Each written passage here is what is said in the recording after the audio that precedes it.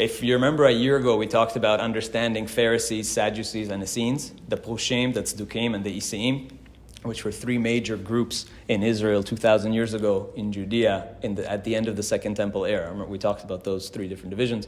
And I made an argument then that we're actually a lot more similar to the Essenes in many ways than the Pharisees. A lot of the practices that we do actually go back to the Essenes, including what we did last week, staying up all night on Shavuot.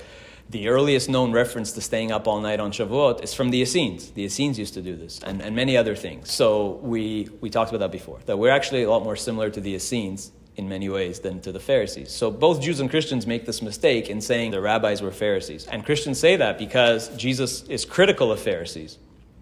He calls them hypocrites. He says they pretend to be religious, they make their tefillin large and their tzitzit long, and they don't actually keep any mitzvot and they're whatever and all that stuff. They're fakers. So he criticizes the Pharisees. And what I want to show you is that our rabbis also criticize the Pharisees. The Talmud is actually very critical of the Pharisees. And the Talmud rabbis didn't actually consider themselves Pharisees. They considered the Perushim as another group.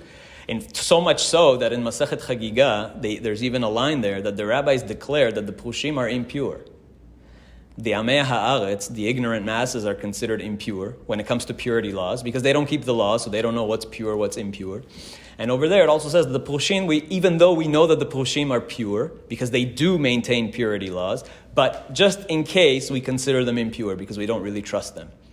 Right? So the rabbis didn't actually consider themselves to be Perushim, and they're very critical of Perushim. So I want to show you a few passages that talk about this.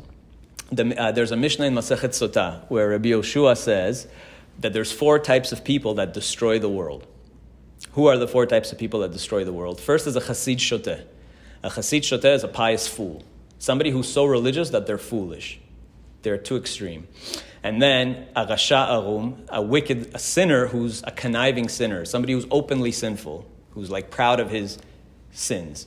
A naked sinner. The Isha Prusha, which is a celibate woman. Say, what's wrong with a celibate woman? Why is a celibate woman destroying the world? Well, it's simple, because women reproduce. Women produce produce children. So if you make celibacy for women some kind of virtue, then and you teach women that this is a good thing and they should be celibate, then what ends up happening is you're declining the world's population. And God commanded that you should do the opposite, that you should conquer the earth and you should have more children.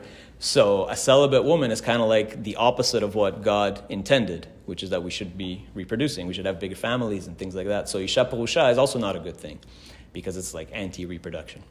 And the last one, Umakot Perushin. And the last one is like the self-flagellating Pharisee. Pharisees who are extreme. These 4 types of people destroy the world. Elu mechale olam. They destroy the world. Okay, and then this is the Mishnah in Masechet Sotah. This is Rabbi Yoshua taught this. And then the Talmud now, like we said, the Talmud is a commentary. We'll explain now. We're going to explain. So the Talmud now explains what this Mishnah means, right? Remember we said Gemara explains Mishnah, that's Talmud. So now the Gemara here on page 21b explains, what does this mean? What did Rabbi Yoshua really mean here? What is a Hasid Shoteh? What is a pious fool? And the Talmud gives an example. What kind of person is a Hasid Shoteh? Kegon, like somebody who sees that tav'a itata banahara, that a woman is drowning, a woman is bathing in the river, and she's drowning, God forbid. And he says, this Hasid Shoteh, and this person says, I don't want to look at her because she's immodest, because she's bathing, so I'm not going to save her. This is obviously a pious fool. This is a person who's so religious, I don't want to look at an immodest woman, but she's drowning, right? So you obviously need to go and save her, right? This is a person who's like religious so much that he's an idiot. Right? So that's not a good thing. That's called a Hasid Shoteh. And by the way, that has a parallel in the New Testament because there's a very famous story of the Good Samaritan. We've all heard the term Good Samaritan. Where does the term Good Samaritan come from? It comes from Luke because there's a very, very famous story where a particular person was dying, was attacked by thieves or whatever, and was lying on the road, bleeding and dying. And a Kohen walks by, and Kohanim are not allowed to be around dead bodies because they cannot have tumat amet, the impurity of death. So the Kohen, he sees a person's like bleeding to death, and he says, you know what, I'm going to like pretend I don't see him, and kind of like crosses the road and walks away because he doesn't want to, take care of this person Probably because if that person dies in his hand, now he's going to be impure, and now he has all these other issues to deal with. So he's so religious, supposedly, that he avoids helping this poor person who's dying. And then the story ends that a Samaritan came, a Samaritan came and actually helped this person. So he's a good Samaritan. Unlike the Cohen, who was clearly a Hasid Shoteh, somebody who's so religious that he's an idiot. And the Pharisee, you know. That it said a Cohen and then a Levite, that they didn't want to be around this person, and the Samaritan helped him.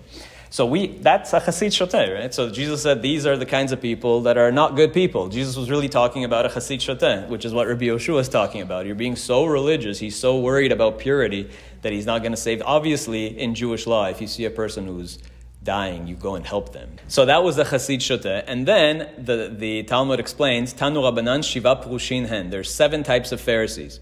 7 types of Pharisees, and it lists them and says who they are. The first type is called Parush Shichmi, the Pharisees of Shechem. If you remember what happened in Shechem, Chamor, you remember with Dinah, in Shechem, when Yaakov came to live in Shechem, there was a man named Chamor who raped Dinah, the daughter of Yaakov, and then he said, oh, well, I love her, and I'll convert to Judaism to marry her. He said, we'll convert, we'll circumcise ourselves. He didn't rape her. Yeah, he raped her. No, she gave herself to him. No. She loved him. No, it says he raped her. It says V'ya'aneh. Really? Yeah, he raped her. So what is this person? A Pharisee like the people of Shechem, who's a religious for personal gain, like he did. He says, oh yeah, I'll convert to Judaism because they wanted to marry into Yaakov's family, they wanted his wealth, they wanted the daughters. So that's the first type of Pharisee is a Pharisee like those of Shechem, who do it only for personal gain. Parush Nikpi is the second one. This is a person who walks barefoot to injure their feet, to show how, look at me, I'm so religious. Because, you walk barefoot and you get cuts and scrapes and your feet bleed. And he says, look at me, I'm so religious that I walk barefoot. No good. Parush Kizai. Kizai means bloodletting. A Pharisee who's bloodletting. What does that mean, a bloodletting? Remember in the old days, it was popular, it was a medical treatment to release some blood, and it was considered healthy. So what is a Parush Kizai? So the Talmud explains that this is a person like the Hasid Shoteh, meaning he walks down the street and he sees a woman who's immodest, and then he closes his eyes and he crashes into a wall and he cuts himself and he bleeds. That's what it means that he's bloodletting, meaning basically a Hasid Shoteh, somebody who's not going to look at a woman, so he crashes into the wall, or trips and falls and whatever. That's another type. And Parush Meduchya, a Pharisee that's like a pestle, like a mortar and pestle, meaning just like a pestle, the Talmud explains, is bent over, is like curved. So this type of Pharisee walks over, bent over, pretending that he's all humble and meek, but of course he really isn't. And then you have a Parush, this is a funny one, Parush Machovati ve'asena, a Pharisee who says, what is my obligation and I will do it. Right? Just tell me what to do. I don't want to learn Torah, just tell me the halachas, and that's it. I'm done. Just tell me what I need to do. I don't want to learn, I don't want to understand. So now the sages ask, wait, but that's a good thing, no? It's a good thing when you have somebody who's of simple faith and just says, listen, Rabbi, tell me what to do, and I'll do it, right? The Talmud says, no. It's somebody who says, ma chovati tu. What else can I do? Give me more restrictions. Somebody who's always adding more chumrot, right? Somebody who wants to be stricter and stricter and stricter. This is no good. This is an extremist. We don't want to make too many restrictions. And then a Parush Me'ava, somebody who's a Pharisee out of love, and a Parush Me'irah, somebody who's a Pharisee out of fear. So again, the Talmud says, but isn't that a good thing? Out of love of God, out of fear of God. Rashi explains, Parush Me'ava, because Me'avat Tzchara Mitzvot, that he's only doing it for the reward. Somebody who's religious only because he wants God to reward him. Not a good thing. And Parush Me'irah, same thing, that he's afraid of Onesh, that he's only doing it because, I keep Shabbat because I don't want God to punish me. Or I keep the law because I don't want God to punish me. That's not the right reason to do it. You do it because it's the right thing to do. You do it because it's God's law, and you want to be holy, and you want to be connected to Hashem. That's why you keep the laws. So those are the 7 types of Pharisees. And the passage ends by saying this. Yanai Malka, the king Yanai, about just over 2,000 years ago, 2,100 years ago, told his wife, he said, Al tityar'i min ha'prushin, don't fear the Pharisees, velo mimi she'enan prushin, and don't fear those who aren't Pharisees, ela min hatzvo'in shedomin laprushin, but fear the hypocrites who act like Pharisees, shema'asein kema'aseh zimri, because they act like Zimri, umevakshin tzchar kepinchas, but they ask her for a reward like Pinchas. Remember, Zimri was this leader of one of the Israelite leaders in the wilderness who publicly engaged in some orgy with a Midianite woman, and it was a disgusting, horrible display, and Pinchas killed him to end this, whatever it was, prostitution that was happening. So Yanai said that these Pharisees, that some of these hypocrites, be fearful of the hypocritical Pharisees who act like Zimri and want a reward like Pinchas. Because remember, God blessed Pinchas with an eternal priesthood and eternal covenant. So that's what he's saying. So what we learn from this Talmud is, the Talmud is very critical of Pharisees.